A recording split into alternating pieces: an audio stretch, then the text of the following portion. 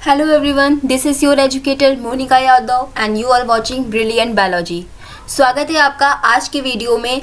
आज की वीडियो में हम बात करेंगे national park, biosphere reserve and wild life sanctuaries में क्या होते हैं बेसिक डिफरेंस। जब आप इन टॉपिक्स को पढ़ने जाते हो तो आपको बहुत ही ज़्यादा कन्फ्यूजन लगती है कि नेशनल पार्क में भी हम प्रोटेक्शन दे रहे हैं इन्वायरमेंट को, बायोस्फीयर में भी हम प्रोटेक्शन दे रहे हैं, वाइल्ड लाइफ में भी सेंचुरीज जो हैं उसमें भी हम इन्वायरमेंट को प्रोटेक्शन दे रहे हैं, लेकिन इसमें बहुत ही ज़्यादा डिफरेंस है। तो आइए उस डिफरेंस को हम लोग आज समझते हैं। अगर हम नेशनल पार्क की बात करें तो नेशनल पार्क में हम जिस चीज़ की केयर करते हैं, जिसको प्रोटेक्शन देते हैं, उसमें आपका फ्लोरा भी आता है, उसमें आपका फौना भी आता है और साथ ही साथ हिस्टोरिकल ऑब्जेक्ट्स भी आते हैं। फ्लोरा मतलब वहाँ पर जो पेड़ लगे हैं उन पेड़ों पे अगर खतरा है तो वो भी प्रोटेक्शन में आ जाएंगे। वहाँ का जो फौना है, वहाँ पर जो जंगली जानवर प्रेजेंट हैं उनको भी हम प्रोटेक्शन देंगे जो कि इंडेंजर्ड है, जो खतरे में है। और साथ ही साथ अगर उस एरिया में किसी तरीके का मॉन्यूमेंट बना है, कोई पुरानी बिल्डिंग बनी है तो उस बिल्डिंग की भी हम केयर करते हैं। ऐसा हम इसलिए करते हैं कि अगर बहुत साल पुरानी बिल्डिंग है तो वहाँ पर ये बिल्कुल श्योर है कि कोई ना कोई ऑर्गेनाइज का वो शेल्टर होम होगा, वहाँ पर पेड़ होंगे। तो ये हम ध्यान रखते हैं कि हम ऑब्जेक्ट्स को भी कंजर्व करके रखें, जिसकी वजह से इनडायरेक्टली हम वहाँ का जो फ्लोरा है और फौना है वो भी कंजर्व हो जाएगा। बट अगर हम बायोस्फीयर रिजर्व की बात करें तो यहाँ पर सिर्फ फ्लोरा और फौना को प्रोटेक्शन दिया जाता है। यहाँ पर किसी भी तरीके का कोई हिस्टोरिकल ऑब्जेक्ट्स के ऊपर ध्यान नहीं दिया जाता है।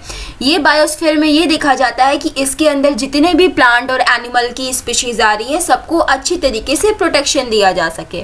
वहीं वाइल्ड लाइफ सेंचुरी की बात करें तो वाइल्ड लाइफ सेंचुरी में ओनली वाइल्ड लाइफ या फिर आप कह सकते हो एनिमल्स को यहाँ पर प्रोटेक्शन दिया जाता है। किसी पर्टिकुलर एनिमल को टारगेट किया जाता है और उससे जो चीज़ें जुड़ी हैं उनको भी साथ में प्रोटेक्शन दिया जाता है। नेक्स्ट डिफरेंस ये है कि जो नेशनल पार्क है उसे उसकी देखभाल कौन कर रहा है, उसके पीछे कौन सा ऑर्गेनाइजेशन है, कौन उसको चलाता है। तो यहाँ पर जो गवर्नमेंट होती है हमारी, वो नेशनल पार्क के रूल्स एंड रेगुलेशंस को डिसाइड करती है। हर एक स्टेट में नेशनल पार्क प्रेजेंट है तो यहाँ पर स्टेट गवर्नमेंट की रिस्पॉन्सिबिलिटी होती है कि वो नेशनल पार्क की मेंटेनेंस को ध्यान में दे। वहीं बायोस्फीयर रिजर्व की बात करें तो बायोस्फीयर रिजर्व को भी गवर्नमेंट चलाती है। यहाँ पर स्टेट एंड सेंट्रल गवर्नमेंट दोनों ही मिलकर इस पर काम करते हैं, नए नए प्रोजेक्ट्स निकालते हैं कि बायोस्फीयर रिजर्व के जो एरिया है उसको प्रोटेक्शन मिलती रहे। वहीं वाइल्ड लाइफ सेंचुरीज की बात करें तो इसको कोई ना कोई प्राइवेट ऑर्गेनाइजेशन चला सकती है। ऐसा नहीं है कि यहाँ पर किसी गवर्नमेंट का कोई रोल नहीं होता है, यहाँ पर गवर्नमेंट भी अपना रोल प्ले करती है और कोई प्राइवेट ऑर्गेनाइजेशन है, कोई रिसर्च इंस्टीट्यूट्स हैं तो वो अपनी वाइल्ड लाइफ सेंचुरीज की मेंटेनेंस को ध्यान में रखें। तीसरा डिफरेंस है नेशनल पार्क की जो बाउंड्रीज होती हैं वो फिक्स होती हैं, मतलब एक साइज रेंज फिक्स है कि इस एरिया में अगर ये प्रेजेंट है इतना एरिया तो लगभग यहाँ से लेकर यहाँ तक ही आपका नेशनल पार्क है। तो इसका मतलब गवर्नमेंट ने एक बाउंड्री को डिसाइड कर दिया है कि इस बाउंड्री के बाहर आप नहीं जा सकते हो किसी नेशनल पार्क को कंसिडर करके। बायोस्फीयर रिजर्व में भी बाउंड्रीज फिक्स की कर दी जाती हैं, लेकिन वाइल्ड लाइफ सेंचुरीज में बाउंड्रीज फिक्स नहीं होती हैं, क्योंकि आप खुद सोचो एनिमल है एक प्लेस से दूसरी प्लेस मूव कर रहा है तो ये थोड़ा सा मुश्किल हो जाता है। अगर हम फोर्थ डिफरेंस की बात करें तो फोर्थ डिफरेंस है कि नेशनल पार्क में किसी भी तरीके का ह्यूमन एक्टिविटी अलाउ नहीं है। आप एज अ टूरिस्ट जाके बस देख सकते हो, लेकिन वहाँ पर कोई भी कल्टीवेशन नहीं कर सकते हो या फिर वहाँ पर आप अपना शेल्टर होम नहीं लगा सकते हो। बायोस्फीयर रिजर्व क्या होता है, बायोस्फीयर रिजर्व में एक्टिविटीज़ अलाउ तो होती हैं, लेकिन ये इसके कुछ रीजन्स होते हैं जहाँ पर एक रीजन आता है आपका कोर रीजन, इस कोर रीजन में एक्टिविटी अलाउ नहीं होती है। एक्चुअली इसमें क्या है, अगर हम बायोस्फीयर रिजर्व के स्ट्रक्चर की बात करें तो बायोस्फीयर रिजर्व एक प्रोटेक्टेड एरिया है जिस एरिया में एक सेंट्रल पार्ट होता है जिसे हम कोर पार्ट कहते हैं और ये बाहर वाला पेरिफेरी पार्ट कहलाता है। इस पेरिफेरी पार्ट को भी दो पार्ट में बांटा गया है, एक होता है आपका बफर जोन, एक होता है आपका बफर जोन और एक होता है ट्रांजिशन जोन।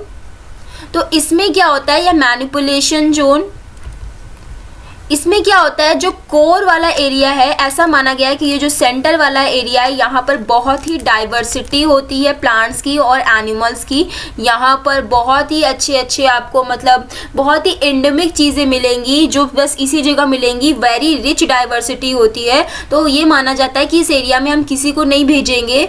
अगर मैंने भेज दिया तो फिर हो सकता है इस एरिया का पेड़ या एनिमल डिस्टर्ब हो जाए। तो यहाँ पर बिल्कुल एंट्री नहीं होती है कोर वाले रीजन में। वहीं बफर जोन में आपका रिसर्च ओरिएंटेड प्रोग्राम्स हो सकते हैं और सबसे पेरिफेरी वाले जोन में यहाँ पर लोकल पीपुल्स की नीड का ख्याल रखते हैं, क्योंकि वहाँ पे जो ट्राइबल पॉपुलेशन है, जो वहाँ पे लोग रह रहे हैं, वो भी इन पेड़ पौधों पे डिपेंड करते हैं। इसलिए पेरिफेरी वाले रीजन में ओनली अलाउ किया जाता है, बाकी बीच वाले कोर रीजन में अलाउ नहीं किया जाता है।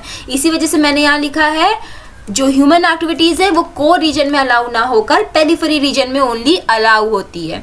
वहीं वाइल्ड लाइफ सेंचुरीज में यहाँ पर अलाउ कर दिया जाता है, लेकिन कंडीशन आपको दी जाती है आप किसी भी एनिमल को हार्म नहीं पहुँचाओगे। वहाँ पर ग्रेजिंग जैसा प्रोग्राम, ये नहीं अपना आप चौरा पूरा लेके चले जा रहे हो, कैटल लेके चले जा रहे हो, वहाँ पर उनको चरा रहे हो। नो, ऐसा नहीं करोगे आप। आपको कुछ एक्टिविटीज़ अलाउ है, वहाँ पे सैंपल ला सकते हो, उसकी मेडिसिनल प्रॉपर्टी चेक कर सकते हो, बट वहाँ पर आप किसी भी तरीके का फ्लोरा और मतलब फौना जो है वहाँ का एनिमल है उसको आप नुकसान नहीं पहुँचा सकते हो।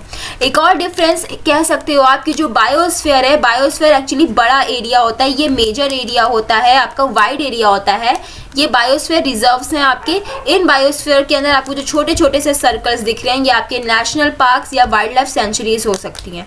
तो एरिया वाइज बायोस्फीयर रिजर्व का एरिया जो होता है वो लार्ज होता है, ये बड़े बड़े होते हैं, काफ़ी दूर दूर तक फैले होते हैं। जो नेशनल पार्क होते हैं वो उनसे थोड़ा सा कम होते हैं, और वाइल्ड लाइफ सेंचुरीज तो बाउंड्रीज फिक्स करते ही नहीं हैं।